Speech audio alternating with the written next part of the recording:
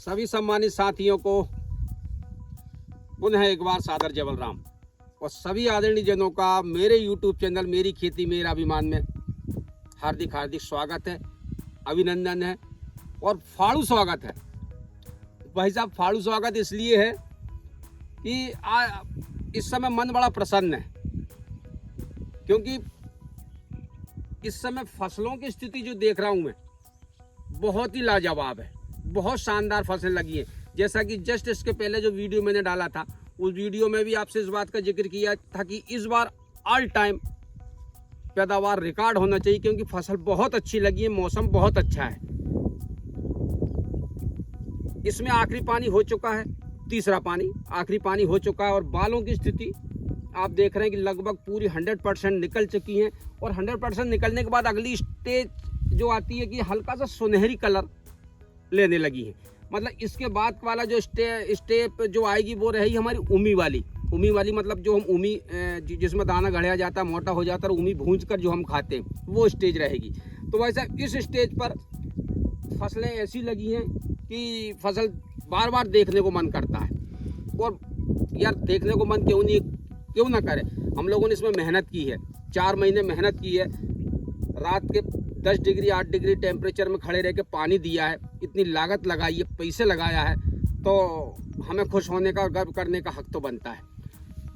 लेकिन भाई साहब, एक बात है जो मन में थोड़ा सा डर पैदा करती है। खैर उसमें हम ज़्यादा कुछ नहीं कर सकते, लेकिन थोड़ा बहुत हम ऐसा कुछ कर सकते हैं कि उसको मतलब इस बढ़ते हुए टेम्परेचर की वजह से कहीं ना कहीं पैदावार पर इफेक्ट थोड़ा बहुत तो पड़ सकता है। तो हालांकि मैं ये नहीं कह रहा हूँ कि ये चीज़ जो मैं बता रहा हूँ ये डालने से 100% ही फायदा हो जाएगा, लेकिन हाँ 20-25% तक तो हम उसके दुष्प्रभाव को कम कर ही सकते हैं।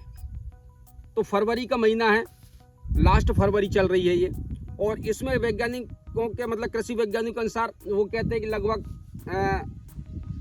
25 से 28 डिग्री टेम्परेचर के आसपास अगर टेम्परेचर हो तो गेहूं या चने की फसल के लिए वो सफिशिएंट है, होना चाहिए। लेकिन भाई साहब इस समय टेम्परेचर लगभग 30 डिग्री के आसपास है, मतलब थोड़ा टेम्परेचर ज़्यादा है। और निश्चित बात है कि अब जैसा अब मार्च लगने वाला है तो टेम्परेचर में बढ़ोतरी और हो सकती है। तो वैसे इस टाइम पे अगर टेम्परेचर में बढ़ोतरी होगी तो कहीं ना कहीं वो पैदावार पर इफेक्ट पड़ेगा। जब टेम्परेचर अधिक होगा तो दाने में सुकड़न आएगी, और सुकड़न आएगी तो अपन बोलते हैं ना अपनी हिंदी में, अपनी देहाती भाषा में, कि दाने के गाल बैठ गए। तो उसकी वजह से कहीं ना कहीं दाने की वजन में, गोलाई में, उसकी मोटाई में, उसके वजन में फ़र्क पड़ेगा, और ये फ़र्क कहीं ना कहीं सीधा इसका असर आएगा फसल की पैदावार पर। तो वैसे मैं आज बताने जा रहा हूँ कि इसमें हम ऐसा क्या करें कि जिसकी वजह से हमें इसमें टेम्परेचर से ये फसल हमारी, अधिक टेम्परेचर से ये फसल हमारी लड़ पाए। तो भाई साहब इस समय आप देख रहे हैं कि अब खाद, वैसे इस समय पोटास का बहुत महत्व है, पोटास और जिंक का बहुत महत्व है। तो जिंक तो भाई साहब मैंने इस बार लगभग 15 से 20 किलो प्रति एकड़ पहले सिंचाई में यूरिया के साथ मिलवा के डलवा दी थी, तो उसका अपना असर भी मुझे दिख रहा है। लेकिन अब जो है इस समय हम कोई भी ऐसा खाद डाल नहीं सकते जो फेंक के, यानी कि जड़ों के माध्यम से पौधे को मिले, ऐसी स्थिति अब जड़ों की नहीं है, क्योंकि अब फसल लगभग 90 दिन के आसपास हो गई है, और 90 दिन में जड़ों से कोई भी चीज़ लेने में फसल को तकलीफ होती है, क्योंकि जड़ों में अब सुकड़न आ गई है। तो इस समय हम स्प्रे के माध्यम से कुछ ऐसी चीज़ें दे सकते हैं जो टेम्परेचर से लड़ पाए।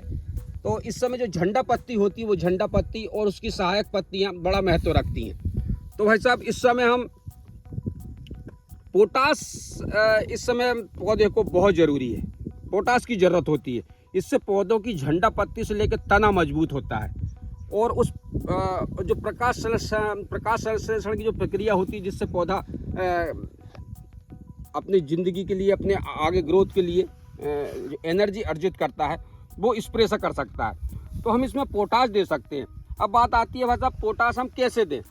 तो साथियों पोटास हम MOP और SOP पोटास भी हम दे सकते हैं स्प्रे के माध्यम से।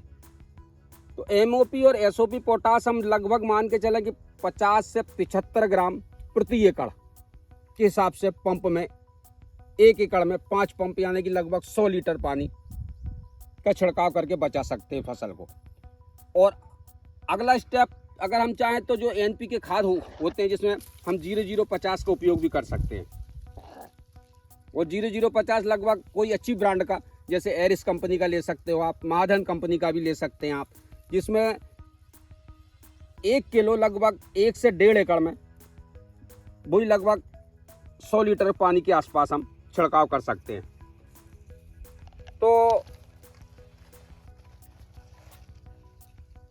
एक बात और भी हमें इस स्टेज पर ध्यान रखना है कि इस समय जमीन में नमी की कमी नहीं होना चाहिए।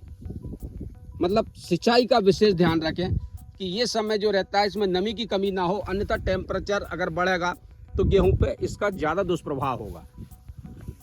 टेम्परेचर से बचने के लिए आप चाहें तो रेला पानी की सिंचाई भी कर सकते हैं, आप चाहें तो स्प्रिंकलर की सिंचाई भी कर सकते हैं। लेकिन स्प्रिंकलर की सिंचाई में क्या होगा कि एक नुकसान है कि जब हम स्प्रिंकलर की लाइन डालेंगे तो गेहूं बड़े बड़े हैं तो उनको स्प्रिंकलर को उठाने में, अलग जगह रखने में कहीं ना कहीं गेहूं में कहते हैं ना सगर पड़ेंगे, मतलब गेहूं हमारे चलने फिरने में, उठाने में आड़ा होगा।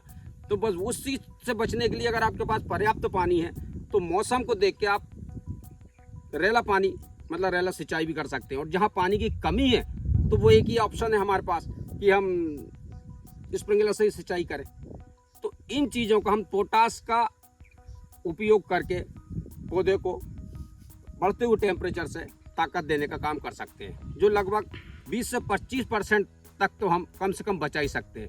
100% तो नहीं कहूँगा क्योंकि 100 ये तो सब प्राकृतिक होता है और ये हम जो के दे रहे हैं ये सब कृत्रिम है। तो कृत्रिम में हम 20 से 25% तक उसको बचा सकते हैं। तो यही चीज़ सेम हम चने में भी उपयोग कर सकते हैं, क्योंकि चने भी इस समय लगभग दाना भरने की कंडीशन में है। तो यही सेम ट्रीटमेंट हम चना में भी दे सकते हैं। अगर कीटनाशक का उपयोग करना हो तो फिर आप उसमें कीटनाशक का स्प्रे भी कर सकते हैं। तो भाई साहब फसल इस समय बहुत अच्छी है और ये समय हम किसानों के लिए बहुत फ्री समय है, घूमने का समय है। बस आप चाहें तो अगले ये ट्रीटमेंट करके अगले 2-4 दिन, 8 दिन, 10 दिन कहीं भी मजे मौज कर सकते हैं। तो भाई साहब इसीलिए मैं कल निकल रहा हूँ लगभग 1 हफ्ते के लिए कहीं भी बढ़िया बाहर घूमने के लिए।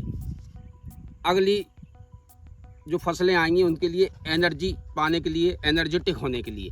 तो आप भी अगर चाहें तो बढ़िया कहीं प्लान कीजिए। और मैं आपसे पूछूंगा आपने कुंभ नहाया कि नहीं? वैसे हैदनों को तो कुंभ में इस समय भयंकर भीड़ चल रही है। मीडिया रिपोर्ट्स के अनुसार तो लगभग 60 करोड़ के आसपास जनता अब तक डुबकी लगा चुकी है। तो ये एक ऐसा इवेंट है हमारे सनातन का कि हर आदमी चाहता है कि यार किसी तरह एक डुबकी लगा के मैं स्वर्ग की टिकट कटा लूँ। तो भाई साहब मेरा अभी प्लान ऐसा तो नहीं है क्योंकि भीड़ बहुत ज़्यादा है, लेकिन अगर आप हिम्मत करें तो आप कुंभ में भी डुबकी लगा सकते हैं। लेकिन मेरा प्लान ये है कि मैं महाशिवरात्रि के बाद जाऊंगा। उसमें क्या रहेगा कि काशी विश्वनाथ से लेके अयोध्या जी तक सब दूर बढ़िया थोड़े आराम से दर्शन हो पाएंगे, क्योंकि अभी जो है हर जगह रेलम पेलम मची है। तो दर्शन से लेके उसमें ज़्यादा परेशान हो जाए। अगर आप जाना है अभी तो सिर्फ आप स्नान करके वापस आ जाइए और वो जो चीज़ें बची हैं, काशी विश्वनाथ हो, चाहे अयोध्या जी हो, चित्रकूट हो, मैहर हो, ऐसी दार्शनिक स्थलों पर हम दूसरी बार फिर से प्रोग्राम बनाए जाने का। तो भाई साहब मेरी जानकारी आपको कैसी लगी कृपया कमेंट के थ्रू ज़रूर बताइए और मेरे वीडियो को लाइक ज़रूर करें, चैनल को सब्सक्राइब ज़रूर करें और आपका प्यार हमेशा मेरे ऊपर ऐसा ही बना रहे। आपके कमेंट और आपकी सलाह मेरे लिए बहुत महत्व रखती है। और जाते जाते एक सवाल और कि मैं इस लुक में कैसा लग रहा हूँ। जी भाई साहब आइए अब एक चीज़ और बताऊँ आपको कि इस समय हम बढ़िया बेर का सीज़न है, तो हमारे यहाँ एक बेर का पेड़ भी लगा है। चलिए आइए आपको बेर खिलवाते हैं।